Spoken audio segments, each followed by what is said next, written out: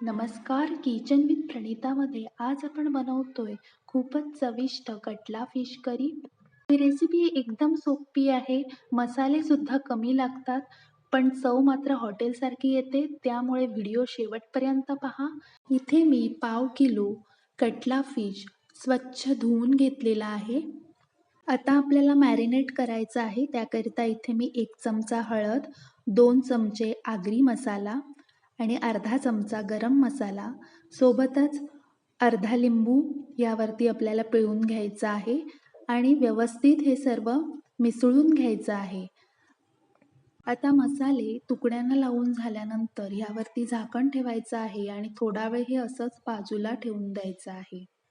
तोपर्यंत आपण वाटण बनवून घेऊया. त्याकरिता इथे मी ओल्या खोबऱ्याचे तुकडे, एक बारीक चिरलेला टोमॅटो, मोठा एक कांदा भाजून घेतलेला आहे, थोडंसं आलं, लसूण पाकळ्या आणि बारीक चिरलेली कोथिंबीर घेतलेली आहे.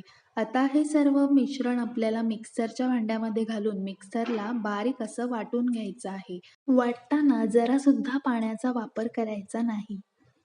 आता लगेच फिश करी बनवायला घेऊया. त्याकरता मी गॅसवर कढई गरम करत ठेवली आहे. त्यामध्ये 1 पळी इतकं तेल घालणार आहे. तेल छान गरम झालं की त्यामध्ये आपल्याला खलबत्त्यामध्ये ठेचून घेतलेल्या लसूण पाकळ्या घालायच्या आहेत. सोबतच मिक्सरला वाटून घेतलेलं वाटणसुद्धा यामध्ये घालायचं आहे आणि छान असं आपल्याला हे परतवून घ्यायचं आहे.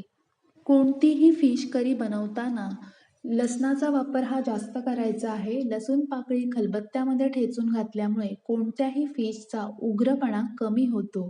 आता तेलावर छान परतल्यानंतर यामध्ये आपल्याला मॅरिनेट केलेल्या तुकड्या घालायच्या आहेत आणि हलक्या हाताने व्यवस्थित मिसळून घ्यायच्या आहेत. आता व्यवस्थित एकजीव झाल्यानंतर यामध्ये आपल्याला पाणी घालायचं आहे. तुम्हाला रस्सा कितपत हवा आहे त्याप्रमाणे तुम्ही यामध्ये पाणी घालू शकता. आता पुन्हा एकदा व्यवस्थित मिक्स करून घ्यायचं आहे. आता कढईवर झाकण ठेवून आपण ही फिश करी 10 मिनिट शिजवून घेणार आहोत. इथे आपल्याला गॅसची आच मोठी ठेवायची आहे. थोडंसं मी ताटावर पाणी ठेवणार आहे. आता 10 मिनिटानंतर कढईवरचं झाकण काढायचं आहे.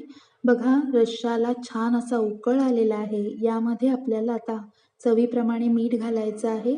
तसेच थोडासा चिंचेचा कोळ मी घालणार आहे. तुम्हाला इथे आंबोशी किंवा कोकम वापरायचं असेल तर वापरू शकता.